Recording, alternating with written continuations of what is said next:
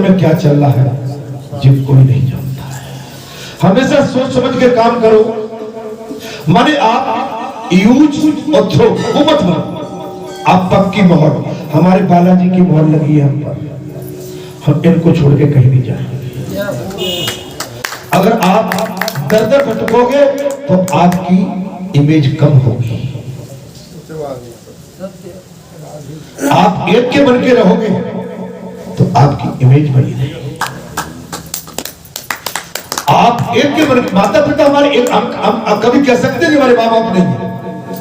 जिस गांव में पैदा होते हैं उसी गांव के जाने जाते हैं, और जिस स्थान से हमारी पहचान है, जिसको गुरु मान लिया, स्थान बहुत है। आप कभी जाइए, वो बात अलग है, छठे चौमा से कभी, लेकिन अपने गुरु को, स्थान को, अपने सब कुछ को छोड़ के हम व्यर्थ में संसारी मृग की तरह घूमे तो मैं जानता हूं इसमें फिर कल्याण नहीं। ठीक है, मैं आपके लिए, मेरे आप हृदय, मेरी धड़कन हो, आपकी सेवा में मुझे कतई संदेह नहीं। लेकिन आप जो कभी कभी विचलित हो जाते हैं, जो मेरे होते हुए आपको गलत यूज करता है, मेरी बात सुनिए, मेरे होते हुए और आपका उपयोग कहीं अपनी व्यवस्था के लिए कोई कर ले जाए और आपको छोड़ दे तो मुझे दुख होता है। मैंने क्या बात कही भाई? सेवा करी, अगर आपका सम्मान वो वर्षों तक माने, जब तक उसकी जान है, जब तक वो माने, मुझे खुशी रहेगी। लेकिन यूज करके और आपको अलग कर दे कोई, तो मैं इस बात को स्वीकार नहीं। इसमें मेरा कोई गलत बात तो नहीं। आपका उपयोग भाव हो, जहां आपका कोई साथ कभी नहीं छोड़ेगा, उपयोग भाव होगा, मैं आपको जाने की अनुमति भी दूंगा, आज्ञा भी दूंगा। लेकिन कोई यूज करके आप पर, आपको ऐसे करके हटा दे, मैं बिल्कुल अनुमति नहीं दूंगा। मैंने कुछ ठीक बोला है कि गलत बोला है भाई? आप इतनी बड़ी धरोहर है, आपको जो कीर्तन करना, आपका मन भटक गया है तो मंगल के बाद मैं नहीं कहता हूं आप कभी कीर्तन कर जाओ। आपको कीर्तन करने का बहुत शौक है तो मंगल पे आज है और मंगल को करो, और मैं तो रोज यहाँ कर रहा हूं।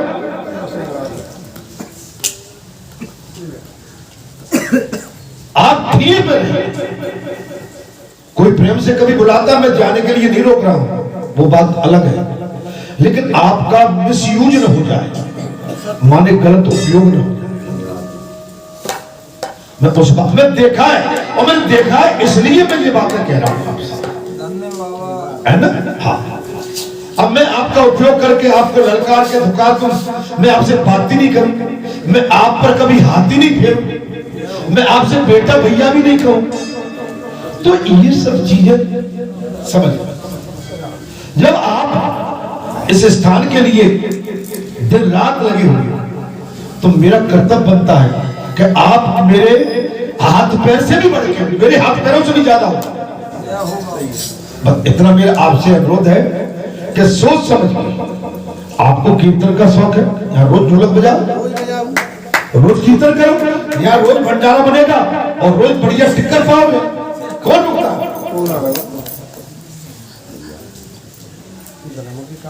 ठीक है, इतना बड़ा आश्रम ये तो कहीं नहीं मिलेगा, और आश्रमों पे आपको प्रेम नहीं मिलेगा, और को कोई जानेगा भी नहीं। लेकिन इस आश्रम में आपको एक एक जीव जानता है, और सबसे बड़ा तो स्वयं बालाजी तुम्हें पहचानते हैं।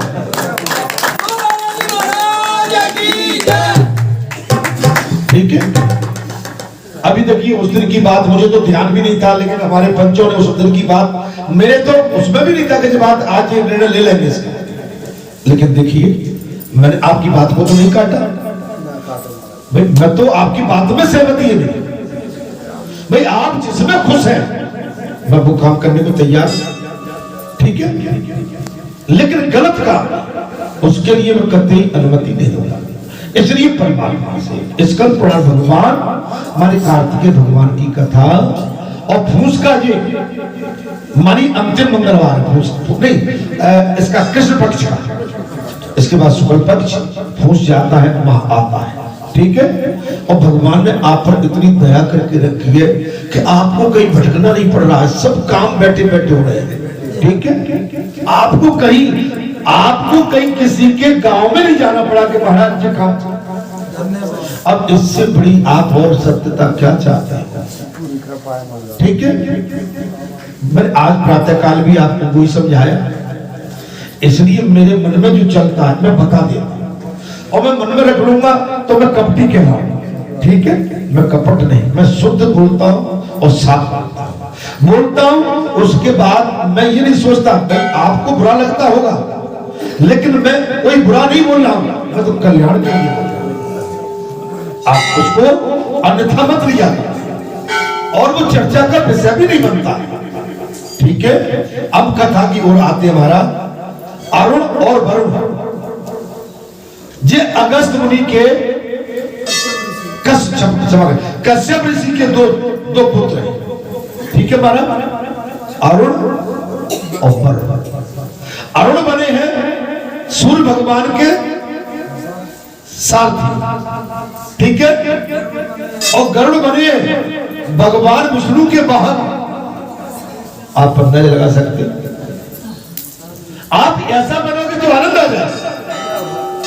आप भगवान के बने, आप इंसान के बन के रहोगे। मैंने प्रातः काल की कथा में और कहा था कि मैं आप देखेंगे कि न तो मैंने किसी शिष्य को देखा कि मेरा वस्त्र उठाओ, मेरी लंगोटी को साफ करो, न मेरे वस्त्र को ये करो, मेरे लिए ऐसा कर लो, मैं कभी नहीं भूल पाता। इसलिए आप पहचानिए, नहीं तो और आश्रमों में चले जाएंगे, आपसे कुछ भी काम कराएंगे, और इसलिए वो दलदल में फंस जाते हैं। साथ में मैं तुमसे सेवा करा के कौन सा मोटा हो जाऊंगा? मैं खुद सेवादार हूं। एक सेवादार दूसरे सेवादार से कैसे सेवा कर सकता है? हमारे स्वामी परमात्मा महात्मा गरुड़ के इस प्रकार भगवान से स्तुति करी कि प्रभु मैं आपका वाहन बनना चाहता हूं। तो आप बालाजी से ऐसी प्रार्थना करो कि प्रभु हम तो आपके बनना चाहते हैं, भटको मत भैया, भटकोगे तो चक्कर में फंस जाओ। मेरा प्रातः काल से मेरा सोच है या मेरा भाव भी बता, कथा कह रही है आप इधर उधर नहीं, आपको अच्छा काम करो। अच्छे काम के बाद आप ईमानदारी से जो काम करेंगे उसमें आपको कामयाबी मिलेगी। कामयाबी आपको कामयाबी मिलेगी। अर्थात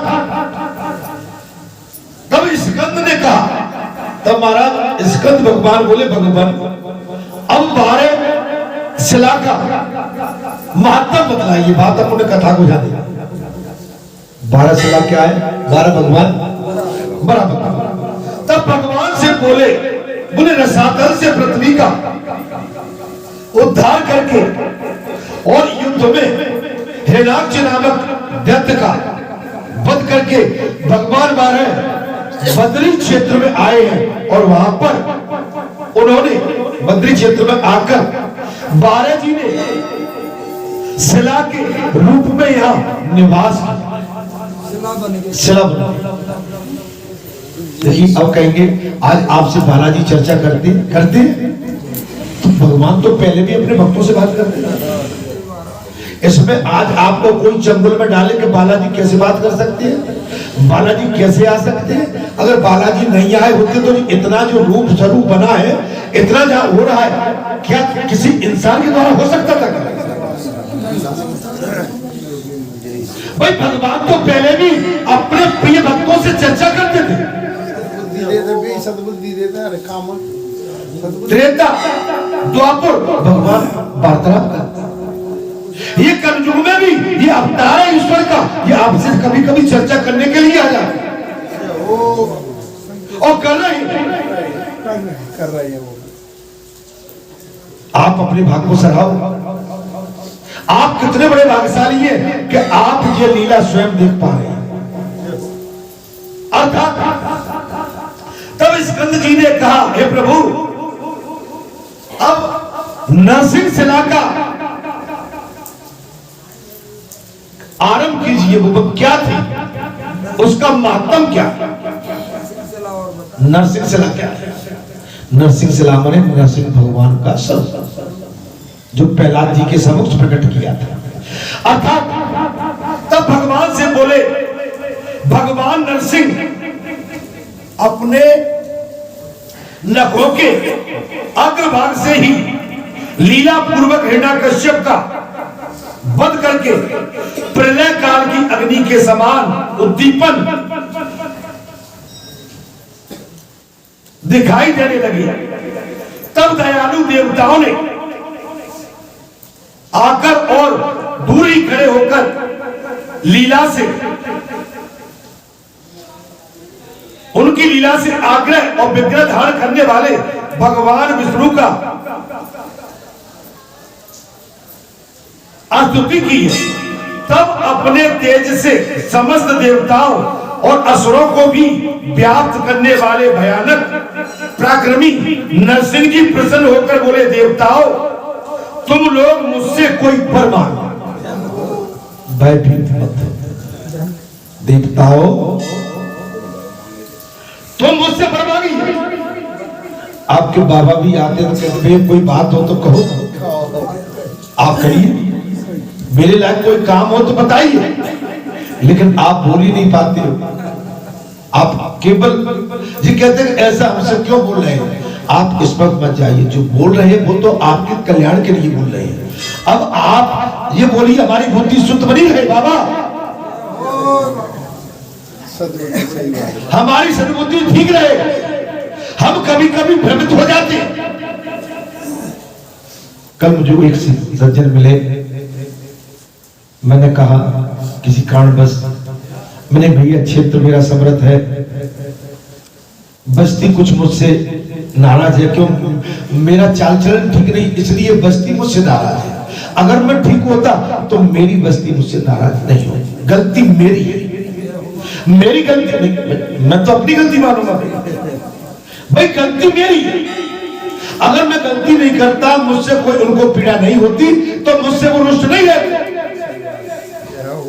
मैं आक्षेप क्यों लगाऊं किसी, फिर क्यों आक्षेप लगाऊं?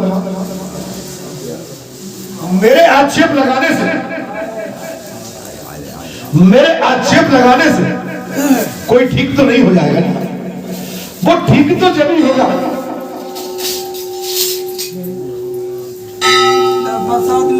वो ठीक तो जब ही होगा, तब मैं उस बात को मान्य करूंगा। अर्थात जो तुम्हारी शांति और सुख का एकमात्र साधन हो। उस समय देवता के स्वामी ब्रह्मा जी ने कहा, भगवान नरसिंह आपका ये अत्यंत उग्र रूप समस्त देहधारियों को भयभीत करने वाला। ठीक है, लो प्रसाद ले लो। फिर मैं कथा में लग गया ना, तो फिर कहीं आप उठ गए तो फिर आशीर्वाद कल्याण भाई। ये डोकर धर्मार्थ आपके क्षेत्र पर और सब पर, और आपने इनको एक यहाँ का प्रमुख नियुक्त किया है पंचों में, ठीक है। तो मैं पंचों का मेरा सम्मान करना मेरा भी कर्तव्य बनता है, और पंचों के सम्मान से ही धर्म में वृद्धि होती है। धर्म में वृद्धि कब होती है? तब आप पंचों का सम्मान करना सीख जाओगे। अर्थात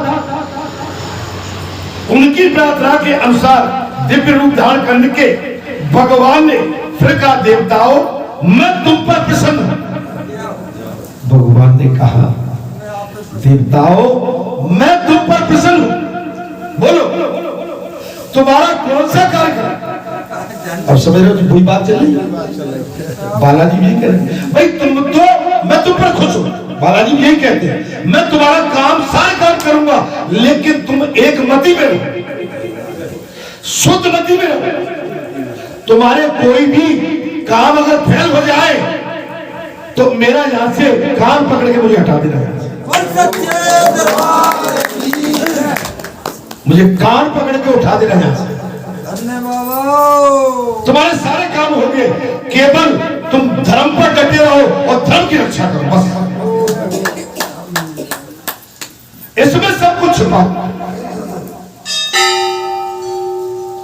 आप धर्म की रक्षा करोगे, धर्म माने भगवान, और तुम्हारी सहायता करेंगे, रक्षा करेंगे। छतरी बन के जो ऊपर से इस समय ये मंद मंद बूंदें गिर रही है, आपको उससे भी बचाएंगे, धूप से बचाएंगे, गर्मी से बचाएंगे और सर्दी से भी बचाएंगे। आप ईश्वर में अपना मन लगा दें।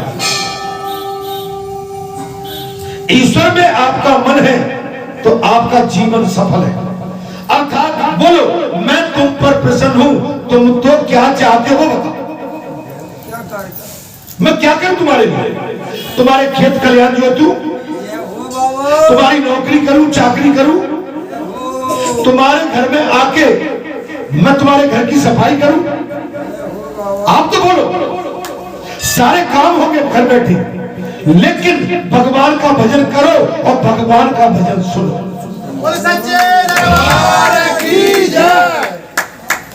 तुम्हारा कौन सा कार्य करूं? फिर का भगवान खुश हो गए और बोले, हे देवताओं, हे संत महात्माओं, तुम बताओ तुम्हारा मैं कौन सा कार्य करूं? अर्थात हमारा अभीष्ट वर यही है कि आप मन प्रसन्न करने वाले परम शांत चतुर्भुज रूप ही हमें दर्शन दिया करें। तब सारे भक्तों ने, सारे देवताओं ने कहा, प्रभु आप हमें मार्गदर्शन करते रहिए, हमें आके इसी तरह से कभी कभी बीच बीच में दर्शन देते रहिए। ऐसा आप कभी मांगते? ऐसा मांगा था, दर्शन दो।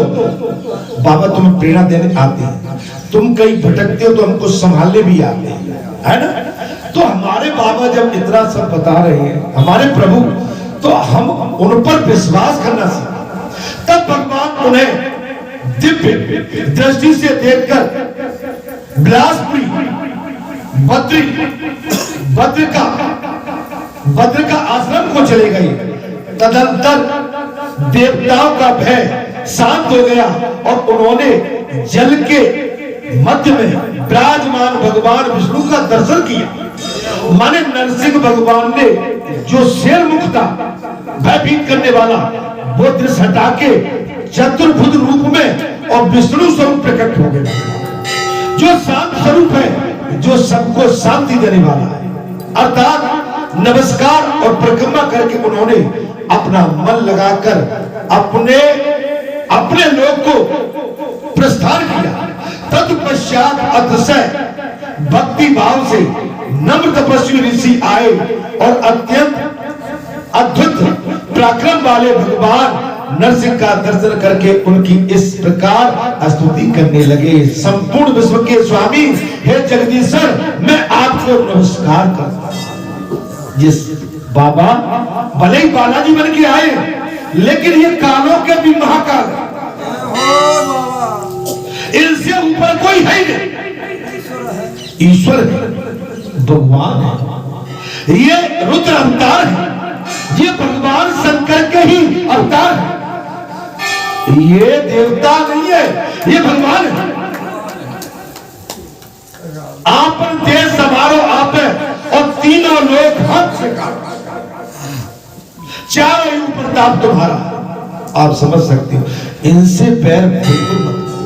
भगवान कभी किसी को मारता भी नहीं है, ये भी मान लेना। राम न मारे काऊ को, ऐसे मोटे राम अपने आप मर जाएंगे, सो कर कर खोटे काम। कोई किसी को मारता नहीं है, अपने कर्मों से स्वयं मर जाता है। अच्छे कर्म हो तो उसका उद्धार होता है। अभी देखिए, पंच आते हैं तो बाबा पहले से बैठ लेता, आओ बच्चों बैठो। माने भगवान की आप नीति और नियत देखिए, आओ बच्चों बैठो मेरे। और जो अधर्म की ओर जा रहे हैं, बाबा से विमुख होकर जा रहे हैं, बाबा से माने द्वेष करते हैं, उनको भगवान बनाने नहीं जाते। वो अपने आप जब समझ जाएंगे, अपने आप आ जाए। अर्थात नमस्कार, विश्व को अभय प्रदान करने वाले विश्व मूर्ते, आप कृपा करके समुद्र है, आप समुद्र है, भगवान समुद्र है, अथाह है, अजन्मा है, भगवान अजन्मा है।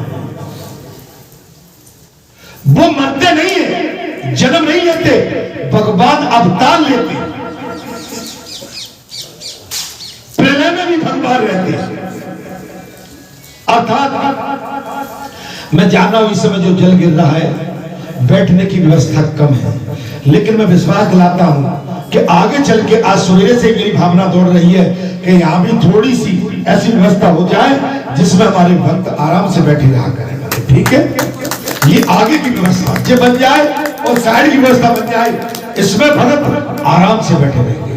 और मेरे क्षेत्रवासियों ने, मेरे बच्चों ने इतना बड़ा सहयोग और इतना बड़ा काम करा है कि मैं लाखों मुंह लगा लूं तो अभी उनकी प्रशंसा करते करते मैं थकूंगा।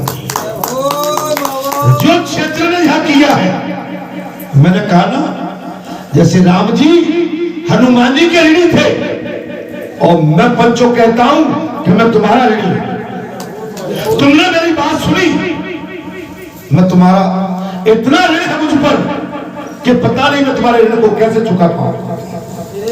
अर्थात भक्तों की रक्षा के अनुसार विचित्र शरीर धारण करने वाले हे विश्वमुक्त, हे विश्वनाथ भगवान, आप प्रसन्न होइए। तब भगवान नरसिंह ने प्रसन्न होकर ऋषियों से कहा, वर मांगो, वर मांगो। आप तो वर मांगा करो भगवान। अभी आप देखते कभी बालाजी का रौद्र रूप, आप डर जाते, सहम जाते, लेकिन शांत रहो। आपको यही कहना, शांत रहो बाबा, ये हम आपका रौद्र रूप नहीं देख पाएंगे, आप कृपया करके शांति से हो जाइए। प्रभु शांति से कहेंगे तो हम समझ पाएंगे।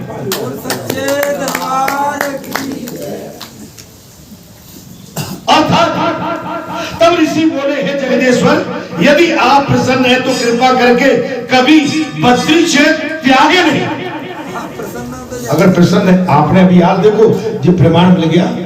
मेरे पंच बाबा ने कहा कि मैं अब शादी ब्याह में नहीं जाऊंगा, मैं इस स्थान को छोड़ के कहीं नहीं जाऊंगा। पिछले मंगलवार को कहा था, लेकिन यहाँ पंच सील लग गई कि नहीं बाबा, ये नहीं बनेगी, आपको यहाँ तो रहना ही है, लेकिन इसके बाद भी अगर कहीं ऐसा मौका आना है तो वहां जाना ही है। ये वार्तालाप हो रही है, ये ईश्वर की लीला है। भला पंचों की बात को कोई टाल सकता है क्या? कोई नहीं टाल सकता। भला पंचों की बात को कोई टालने की क्षमता नहीं रखता। यही हमारा आपसे निवेदन है बाबा, यही आपसे हमारी प्रार्थना है। भगवान ने एवं वस्तु कह दिया, भगवान ने एवं वस्तु कह दिया, एवं बोले ऐसा ही हो, कहकर उनकी प्रार्थना स्वीकार कर ली और उसके बाद सब ऋषि अपने अपने आश्रम को चले गए। भगवान सबकी सुनते हैं, जिसका कोई नहीं है उसका भगवान है। अच्छा जी बताओ, अगर बालाजी की कृपा आपके क्षेत्र पर नहीं हुई होती तो क्या हम आप यहाँ ऐसे बैठे होते? क्या ये आश्रम, ये फूल बगिया, ये धर्म की बगिया ऐसे चेकरा ही होती क्या है? क्या जिनको आप भगत जी कहते हैं, संत जी कहते हैं, क्या वो आप या वो आपसे कभी मिलन हो पाता? नहीं हो, नहीं हो पाता। वही जो राम रच रहा, भगत जी तो जानते भी नहीं थे। भगत जी ने तो ये भी नहीं देखा कि राम की पूजा और रामायण की पुस्तक कैसी होती, लेकिन आप सबने और भगवान की ये सब लीला है, भगवान सब करा रहा है। भगत जी को अलग हटा दो, एक तरफ रख दो। आप तो ये मानो कि जो कुछ चल रहा है ये बालाजी है। भगत जी से आप अपना रिश्ता नहीं, अपना रिश्ता ही छोड़ दो।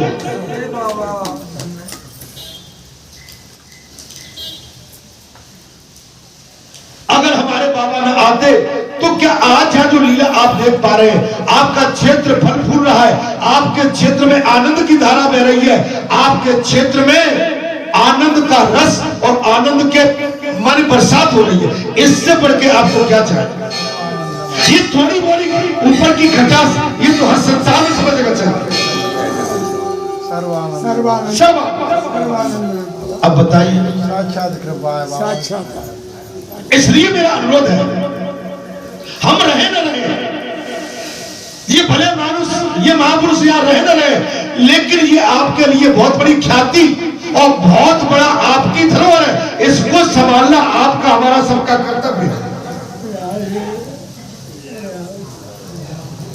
भगवान नरसिंह भी शिला रूप हो गए महाराज। भगवान नरसिंह शिला बन गए, आशीर्वाद दिया, दर्शन कराए तो शिला हो गए। अभी आप देख रहे थे प्रातः काल हम जब आरती में थे, आपको ध्यान नहीं है, आरती कहते कहते हमारा गला शरीर रुक गया था। समझ में आई? आवाज तक नहीं आ रही थी। आप समझ लो, शिला वही होती है कि जो शरीर शून्य में चला जाए, जो शरीर शून्य में चला जाए वही शिला है। कृपा देखिए, ये शून्य में चला जाए माने हमने बहुत आरती के प्रारंभ से मैं चूंकि अनुभव कर रहा था कि मैं शायद प्रभु जिस जाने का टाइम है आपका रगड़ा नहीं लगे, आपका रगड़ा मुझ पर नहीं लगे, मुझे बचाना प्रभु, लेकिन हो गई नहीं। इसलिए मेरा आपसे अनुरोध है, क्योंकि इनका खेल बड़ा निराला है। जो 3 उपवास करके वहां भगवान नरसिंह के जप और ध्यान में तत्पर होता है, वो साक्षात नरसिंह रूपधारी भगवान का दर्शन पाता है। 3 उपवास करिए, आप उपवास करिए, भगवान के बन के रहिए। कोई मंगलवार का, शनिवार का, सोमवार का, गुरुवार का, सभी उपवास होते हैं। कोई रविवार का भी करता है, कोई बुधवार का करता है। माने सारे दिन भगवान के। मैंने कई बार आपको बताया, रविवार सूर्य देवता, सूर्य भगवान, सोमवार भगवान शंकर और दुर्गा मैया, मंगलवार हनुमान जी, बुधवार गणेश जी और गुरुवार भगवान विष्णु का और शुक्रवार माता दुर्गा का, शनिवार शनिदेव और फिर हनुमान जी का। इसलिए मेरा आप सबसे अनुरोध है, कोई दिन खाली नहीं, कोई एक भी दिन खाली नहीं। सारी दुनिया और सारा संसार ईश्वर में है। जो मनुष्य श्रद्धा पूर्वक इस प्रसंग को सुनता है और सुनाता है, वो सब पापों से मुक्त हो जाता है। इस प्रसंग को जो सुनता है और सुनाता है, वो सारे पापों से मुक्त हो जाता है, वैकुंठ में निवास करता है। अब इससे बड़ी गारंटी आपको कौन दे सकता है? घर में रहोगे, माँ बाप कहेंगे जाओ खेत खलिहान की करके आओ, नौकरी पर जाओ, लेकिन भगवान कहता है कि भक्ति करोगे तो मैं आपको अपना वैकुंठ दे दूंगा, वैकुंठ दे दूंगा। आपने नरसिंह भगवान की कथा सुनी, प्रहलाद जी ने कहा था कि प्रभु इन्होंने बहुत गलत काम किए, ये मेरे पिता हैं, इन्होंने मुझे जन्म दिया है, इस शरीर पर मेरे पिता का अधिकार है, यो तो इन्होंने बहुत अधर्म किए पिताजी, लेकिन इसके पश्चात मैं तुमसे विनय करता हूं, मेरे ये पिता हैं, आप इनका उद्धार करिए। बेटा प्रहलाद, तेरी बात को मैं टाल नहीं सकता हूं, ले तेरे पिता को मैं अपना वैकुंठ में भेजता हूं, अपने वैकुंठ में भेजता। परमात्मा इतने दयालु हैं, मैं बताऊंगा, भगवान बहुत करुणा में, वो रोते, उनकी आंसू टपकते हैं। जब हम कोई गलत काम करते हैं तो परमात्मा दुखी हो जाते हैं, बेहाल हो जाते हैं। अपनी संतान को बचाने के लिए परमात्मा माने कितने योजन और कितने प्रयास करते हैं कि मेरी संतान कहीं गलत जगह पर न चली जाए, मेरी संतान बिगड़ नहीं जाए, मेरी संतान कहीं बिगड़ नहीं जाए। भगवान कितने बड़े दयालु हैं। अर्थात बोलो सच्चिदानंद भगवान की जय। बोले जाओ, प्रभु जो इस कथा को सुनता है और जो इसको सुनाता है, आशीर्वाद, वो सारे पापों से मुक्त हो जाता है, सारे बंधनों से मुक्त हो जाता है, सारे पाप सारे मुक्तों से, और उसको परमात्मा का वैकुंठ प्राप्त होता है। बद्री क्षेत्र और भगवान के प्रसाद ग्रहण करने की विशेषता महिमा तब स्कंद भगवान ने पूछा, तब कार्तिकेय भगवान ने पूछा, बोले हे प्रभु भगवान शंकर से, बोले हे प्रभु, भगवान विष्णु वहां किसके लिए निवास करते? स्कंद भगवान ने पूछा अपने पिताश्री से, महादेव बाबा से, बोले हे प्रभु, भगवान विष्णु वहां किस लिए निवास करते हैं? उनके दर्शन और स्पर्श आदि से किस पुण्य और किस फल का प्राप्ति होती है? तब भगवान से बोले पहले सतयुग के आदि में, पहले सतयुग के आदि में भगवान विष्णु सब प्राणियों का हित करने के लिए मूर्तिमान होकर रहते थे। ये कथा कभी नहीं सुनी होगी। भगवान शंकर कह रहे हैं कि एक समय की बात है, जिस सतयुग की बात, सतयुग की बात है, स्कंद पुत्र भगवान विष्णु सब प्राणियों का हित करने के लिए मूर्ति होकर रहे। अर्थात त्रेता युग में ऋषि गणों को केवल योग अभ्यास से दृष्टि गोचर होते थे।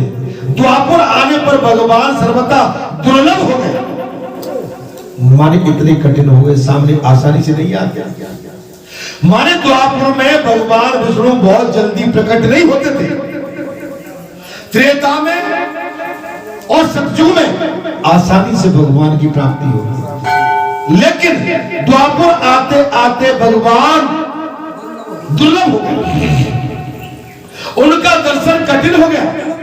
तब देवता और मुनि बृहस्पति को, तब देवता और मुनि बृहस्पति को आगे करके ब्रह्मा जी के लोक में चले गए और उन्हें प्रणाम करके बोले, पितामह आपको नमस्कार। सारे देवता बृहस्पति, गुरु बृहस्पति को आगे करके ब्रह्मलोक में चले गए। महाराज कहां चले गए? ब्रह्मलोक। आप समस्त जगत के आश्रय और सनातनों के दुख दूर करने वाले हे सुरेश्वर, आपका हृदय करुणा से भरा हुआ है। जब से द्वापर आया है, विशाल बुद्धि वाले भगवान विष्णु बिलासपुरी भद्र का आश्रम में नहीं दिखाई देते हैं, और इसका क्या कारण है बतलाइए। तब ब्रह्मा जी बोले, देवताओं मैं इस बात को नहीं जानता।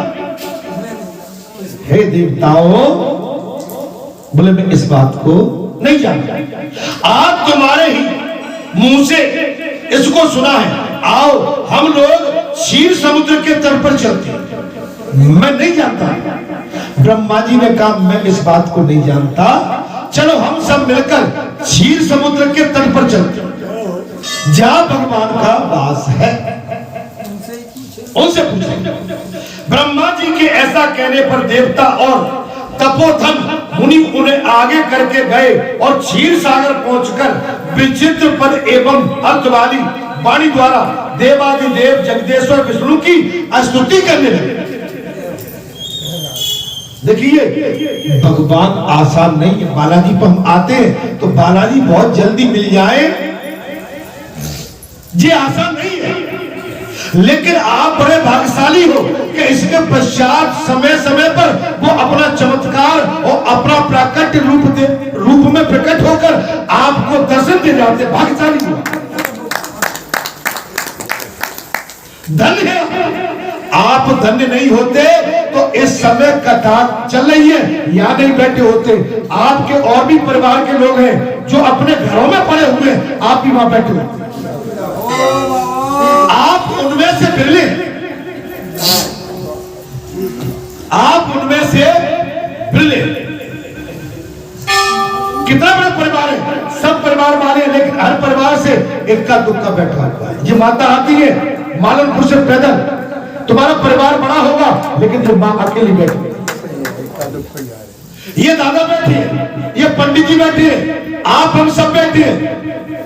आपके परिवार वाले पूरे तो नहीं आए ना, क्योंकि उनका पाप उनको नहीं आने देता है। पाप भारी, जहां पाप भारी होगा वो कथा में आके नहीं बैठ सकता है, भगवान के दरबार में भी नहीं आ सकता है, और धर्म रूपी बात भी नहीं कर सकता। और जिसका पुण्य भारी होगा वो आप जैसे आके ये धर्म की बगिया में आस्था लेके और भगवान के चरणों में अनुराग करके आप उनकी कथा सुनती हैं। अर्थात आपको नमस्कार। वासुदेव आप सबके आधार हैं। ब्रह्मा जी पहुंच गए क्षीर सागर, देवताओं को लेकर ब्रह्मा जी क्षीर सागर पहुंच गए, स्तुति करने लगे।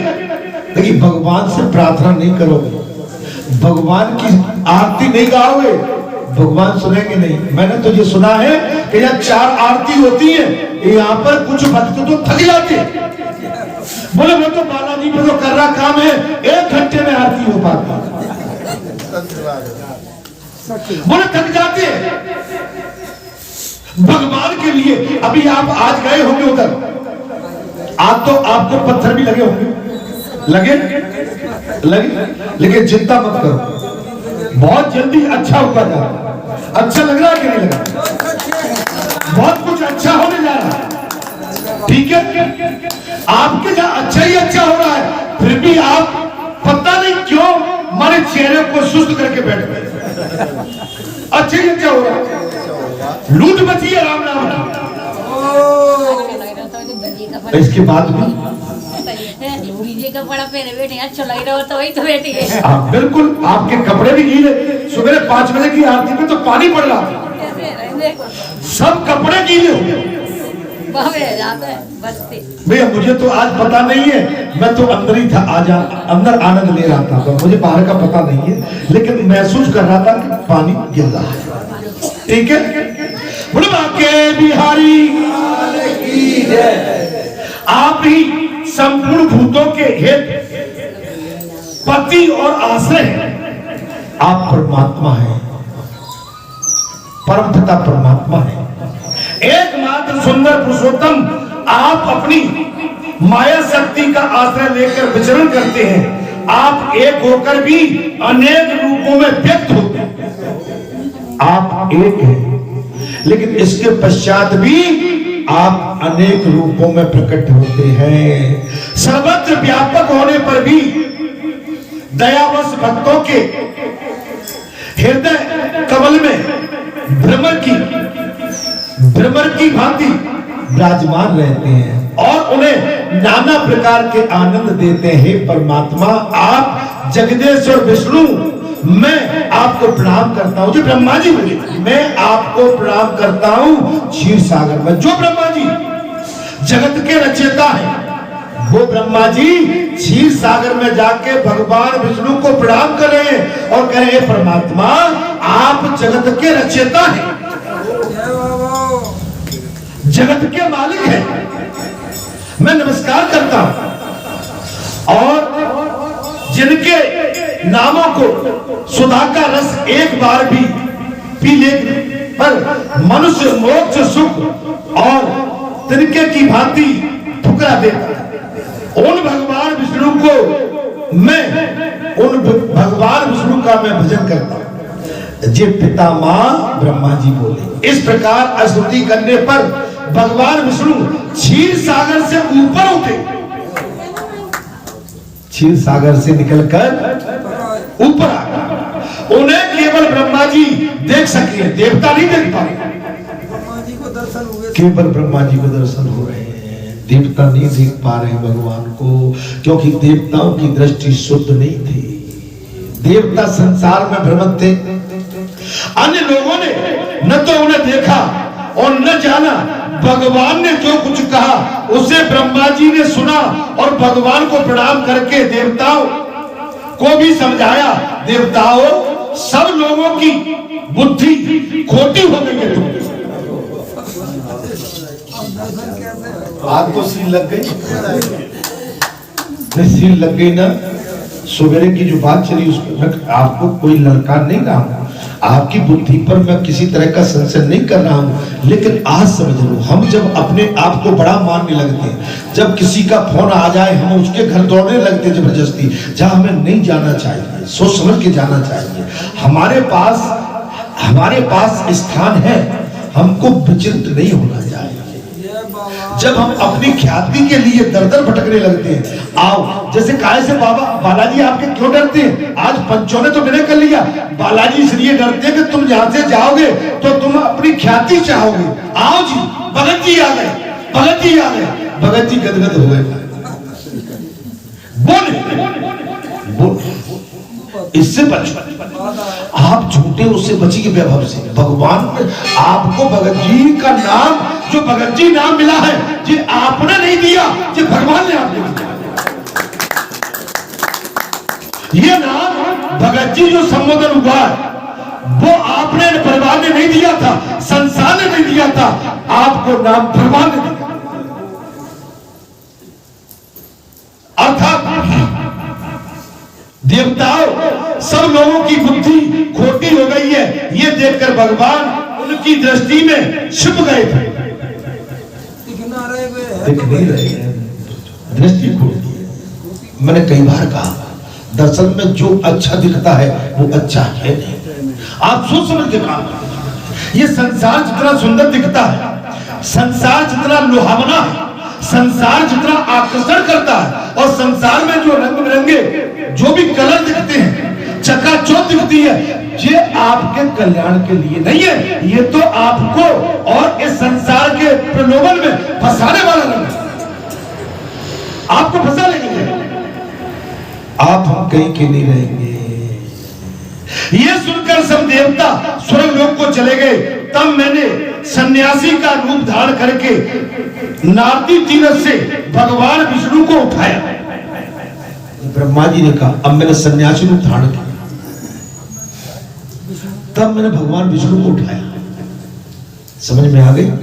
देवताओं को दिखा नहीं, और देवता अपने अपने लोक को चले गए, और ब्रह्मा जी वहां रह गए। तो ब्रह्मा जी ने एक सन्यासी का रूप धारण किया। भगवान बगैर सन्यासी के नहीं मिल सकते। भगत जी आपके कितना भी, अगर भगत जी दाल नौन मिर्ची कमाएंगे दमाएंगे तो चक्कर में पड़ जाएंगे। भगत जी ऐसे नहीं बन पाओगे, आपको त्याग करना पड़ेगा, आपको सब कुछ त्याग करना पड़ेगा। आपको संसार की जो खराब नीति है उसका भी वैराग लेना पड़ेगा, तब तो आप पक्के बैठे। बगैर त्याग क्या? सत्य में बजाते, सत्य से ही उद्धार हो सकता है। अर्थात भगवान को उठाने के लिए ब्रह्मा जी ने सन्यासी रूप धारण किया। आप समझते हो सन्यासी बनने के लिए कितनी पीड़ा होती है? घर के माने ऐसे ऐसे बोल सुनने पड़ते हैं कि जो असहनीय होते हैं। जिस परिवार में, जिस घर में आप रहते हैं, आप सन्यासी बन गए, ब्रह्मचर्य का आपने कहीं पालन कर लिया, आपने त्याग वैराग का रूप धारण कर लिया, आपने संसार से दूरी बना ली, तो आप समझ लो संसारी घर का, परिवार का लिपेटा आपको खा जाता है। माने आप समझ सकते हो कि आप उस परिवार में रहकर अपना सन्यासी के रूप में कैसे जीवन व्यतीत कर सकते हैं।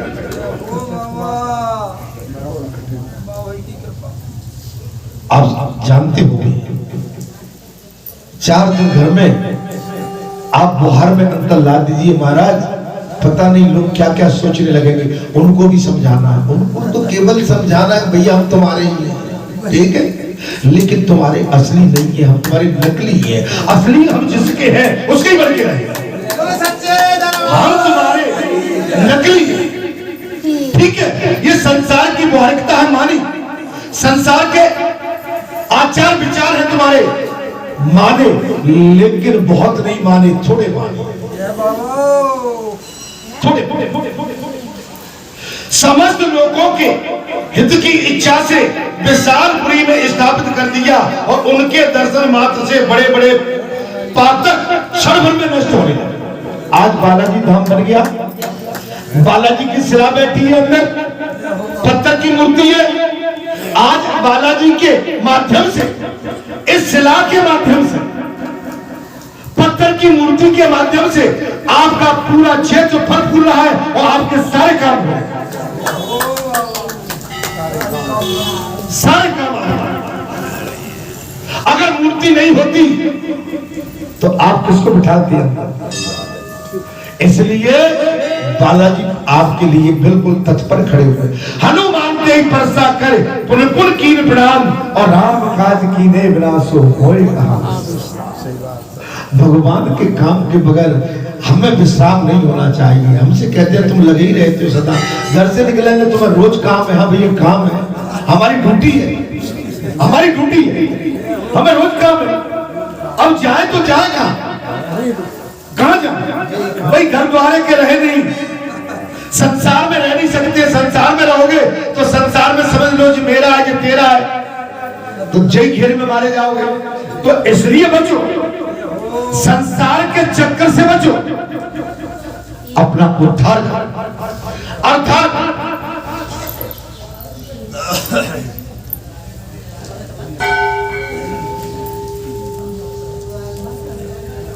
बद्री तीर्थ साक्षात भगवान नारायण निवास करते हैं।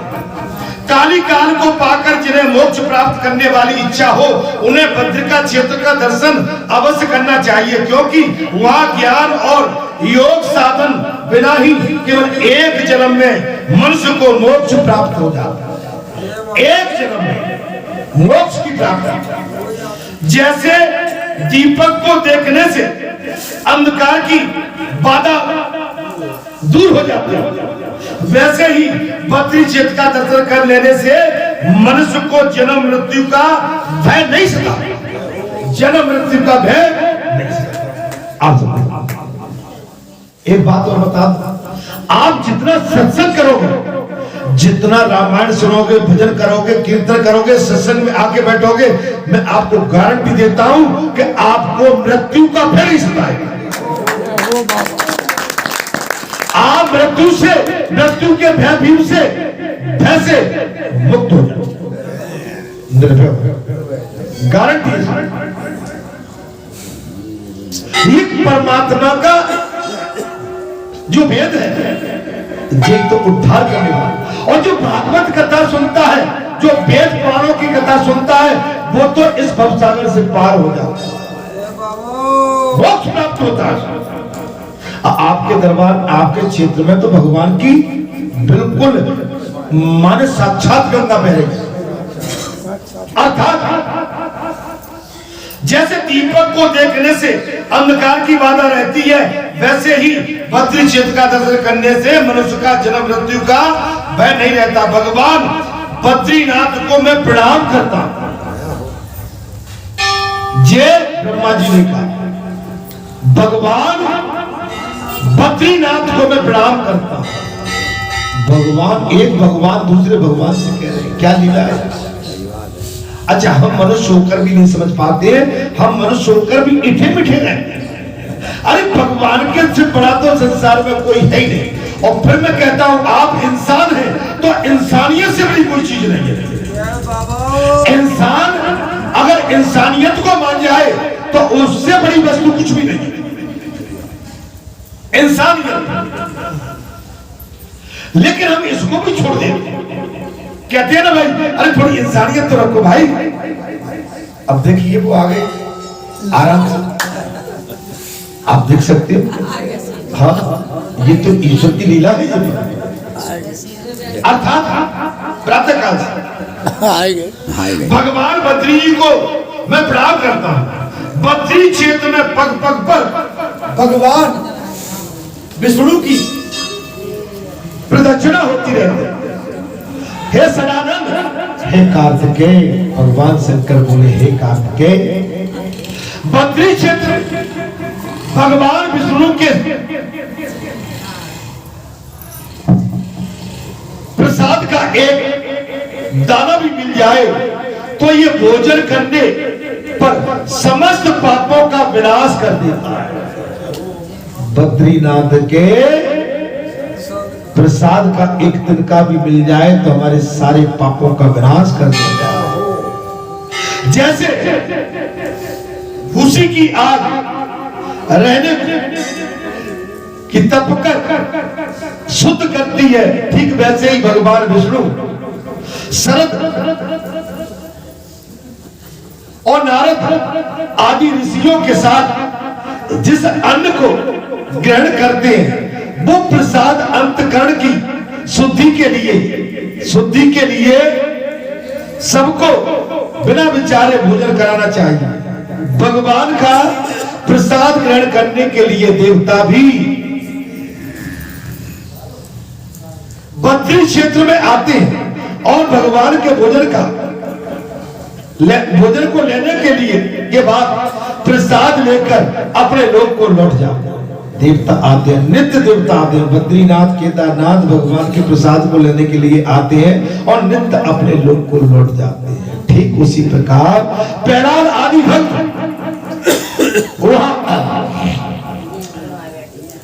बोले कार्तिकेय भगवान शंकर ने कहा हे कार्तिकेय, इसी प्रकार प्रहलाद आदि भक्त वह प्रसाद लेकर भगवान के धाम को चले जाते। प्रहलाद भी आते, कथा में आते हैं। जहाँ आप क्या समझ रहे हो, कथा चल रही है, जहाँ सारे देवता किसी न किसी रूप में है और अष्ट सिद्धि नौ निधि यहाँ काम कर रही है। यहाँ किसी से कुछ मांगने की जरूरत नहीं है, ये तो सिद्ध क्षेत्र है आपका, सिद्ध है। और यहाँ तो सब चमाचम है आपका, बस संभालना। आप ज्यादा संसार की चकाचौंध में मत पड़ जाना कि अपने को छोड़ और पराये को धाए। इतना ध्यान रखना। बचपन, जवानी और बुढ़ापा, ये जानबूझकर भी जो पाप किया गया है वो बद्री क्षेत्र में आकर और जाकर भगवान विष्णु का प्रसाद भक्षण करने पर नष्ट हो जाता है। जिस पाप के लिए प्राणों का अंत कर देता है वो प्रायश्चित बतलाया गया है। वो भी बद्री क्षेत्र में भगवान विष्णु का प्रसाद खाने से निवृत्त हो जाता है। बुढ़ापे में, जवानी में, जाने अनजाने में जो पाप हो गए हैं, अगर भद्रिका आश्रम में, भद्रिकापुरी में जाकर आपने भगवान का प्रसाद खा लिया, आपके सारे पाप नष्ट। लेकिन ऐसा नहीं कि जहां पाप करो और खाने पहुंच जाओ बार बार, ऐसा नहीं, ऐसा नहीं। कभी एक बार, उसके बाद किसी भी तरह का पाप नहीं। अर्थात बद्री क्षेत्र में भगवान विष्णु का प्रसाद भक्षण करने से मनुष्य भगवान की सालोक्य भक्ति को पाता। भद्र का आश्रम में जो मनुष्य भगवान के प्रसाद को ग्रहण करता है वो साक्षात मुक्ति पाता है। ये प्रावधान है जो बालाजी धाम में आके सच्चे मन से यहाँ की भक्ति करता है, यहाँ सेवा करता है। सेवा, मैं शब्द सेवा कहूंगा, सेवा से जीवन चुराया था, ठीक है। जहाँ रोज सेवा नहीं चलती, लेकिन कभी कभी इस आश्रम में सेवा का मौका आता है और आप इधर उधर तैर जाते हैं, बचती हो, उससे नहीं बचना चाहिए। मैंने ये देखा है कि शादी ब्याह कहीं हो, आप 3-3 दिन वहां डले रहते हो और बाबा का काम आ जाता, आप तो जा रहे हैं, देर हो गई, जाना है, वहां पहुंचना है, ये नहीं, ये ठीक नहीं। हम पूरा जब आए बाबा के दरबार में, हाँ आपको विशेष काम है, मैं समझता, किसी जीव को ऐसा नहीं, विशेष काम भी हो सकता है, तो अब सबके सब में चले जाए भाई, जिसको काम है वो तो जा सकता है। लेकिन आप एक के सारे सब भाग जाओ और काम चल रहा है तो जीव तो ठीक नहीं है भाई। जी तो हमको लाभ मिलेगा या आश्रम में हम सेवा करेंगे। संसार में तो सेवा का मौका नहीं मिलता है, लेकिन आश्रम में तो मौका मिला है। यहाँ तो मति भी शुद्ध होगी और हमारे आगे का मार्ग भी शुद्ध हो जाएगा। यहाँ तो लाभ ही लाभ। आप संसार में जाओगे, मैंने कहा ना, यूज एंड थ्रो, आपको उपयोग करेंगे और छोड़ देंगे, अपना काम बनाएंगे, आगे बढ़ेंगे और बढ़ गए। बढ़ने वाले बढ़ भी गए, अपना काम। देखो आश्रम बदले नहीं जाते, गुरु बदला नहीं जाता, स्थान रोज बदले नहीं जाते। जैसे माता पिता हमारे स्थायी है, वैसे ही गुरु आश्रम हमारा स्थायी है। हमने एक स्थान के लिए संकल्प लिया है, हम वहां रहेंगे। हाँ, कोई विशेष कोई कार्यक्रम है, जब हमारा पूरा समूह जा रहा है तो हम सबका विचार विमर्श करके तब जाएंगे। लेकिन आप बैके दाएं बाएं होके इधर उधर फुसलोगे तो भाई चोट लग जाएगी। ध्यान करना इस बात। बोल सच्चे दरबार की जय। मेरी बात से अब आप सहमत है क्या मुझे पता नहीं। माता पिता बदले नहीं जाते। अगर एक माता का पुत्र अपंग जन्म जाए, उसकी दोनों आंख बंद हो, तो माता अपने पुत्र को फेंक नहीं देती है, वो दूसरे पुत्र की चाहत नहीं करती है। वो माता कहती है मेरा कैसा भी है, मेरा अंश है, मेरा अंश है। हमारी बुद्धि यही तो होना चाहिए। हम अपने आश्रम में अपने बाबा के धाम में हैं, जिस बाबा ने हमको पहचान दी, जिस बाबा के नाम से हम जाने जाते हैं, जिस बाबा के नाम से यहाँ से निकलते हैं लोग राम राम करते हैं हाथ उठा के। आज तुम्हारी ख्याति विख्याति इतनी बढ़ गई कि आप यहाँ दाएं बाएं हो जाते हो। कभी वो नहीं होना चाहिए। आश्रम में जब काम चलता है तो बिल्कुल खिंच के रहना चाहिए। रोज आश्रम में काम नहीं होता जा, कभी कभी काम पड़ता है। जब काम पड़ता है तो सेवादारों की आवश्यकता है। मैं ठीक बोला भाई, बगैर सेवादार के आप क्या कर सकते हो। मैं आके निठल्ला अकेला बैठा रहूं, ये 2-3 डोकरे ढाकरे यहाँ बैठे रहे तो बेचारे न तो इन पे वो 25 किलो का पत्थर इन पे उठ रहा है, न 50 किलो का पत्थर मैं उठा पा रहा हूँ। भाई मुझे अगर नहीं है तो हम 3-4 मिलकर तो उठा देंगे उसको।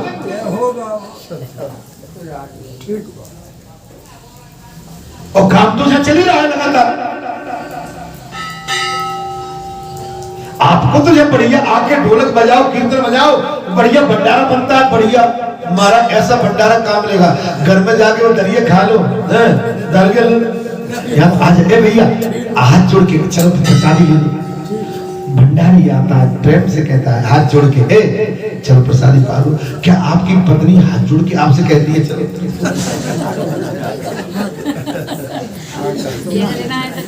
आपकी पत्नी, नहीं मैं बता रहा हूँ, आप कितना भी काम करके आए होंगे, सही सही बताना किसकी पत्नी ने हाथ जोड़ के बैठी है थाली पर?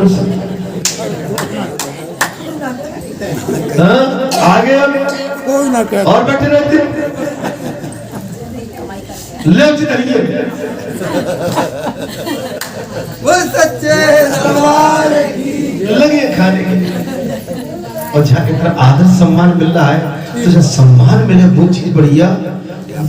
संसार दगाबाज धोखेबाज सब स्वार्थ में लीन है, कोई किसी का नहीं है संसार में। मैं बता रहा हूँ उमा कहो में अनुभव अपना, सत्य हर वजन जगत सब। जब सम्मान मिलता है हम भी कह देते ए भैया जा प्रसादी पालो, प्रेम से प्रसादी। जब प्रेम रस मिल रहा है वहां से तुम भाग रहे हो, मैं तो देखता हूँ नहीं नहीं अब नहीं, मेरे फोन आएगा वो जान संसार में जा और जाकर तुम कहीं नहीं जाओगे बेटा, घर में भी तुम्हें डांट मिलेगी, तहाँ जा रहे हो वहां भी डांट मिलेगी। तो भैया खाए पी के जाओ, संत होके जाओ ना, डांट मिलेगी तो बढ़िया मिलेगी।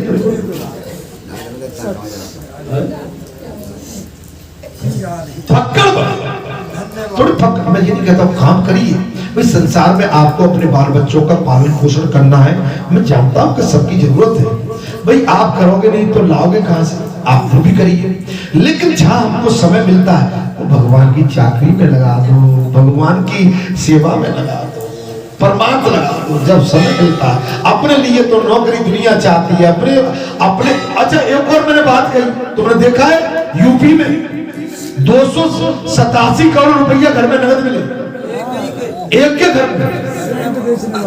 सेंट बेचने वाले के घर में 287 करोड़ दीवारों में चिन्हे थे, अलमारी और 340, और रेट चल रही है 4 दिन हो गए अभी रेट खत्म नहीं हुई।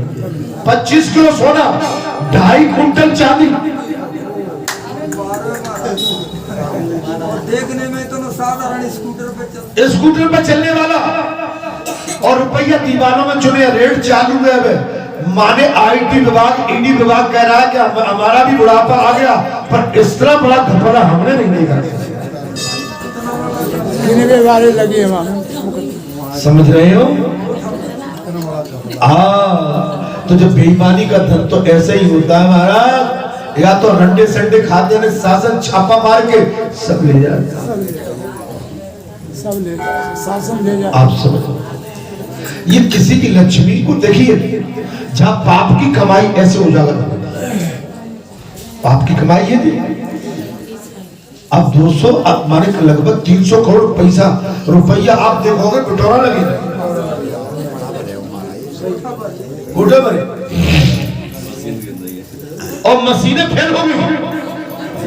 मशीनें गर्म है कि फेल है गई, मशीन बदलना पड़ रही है रोज।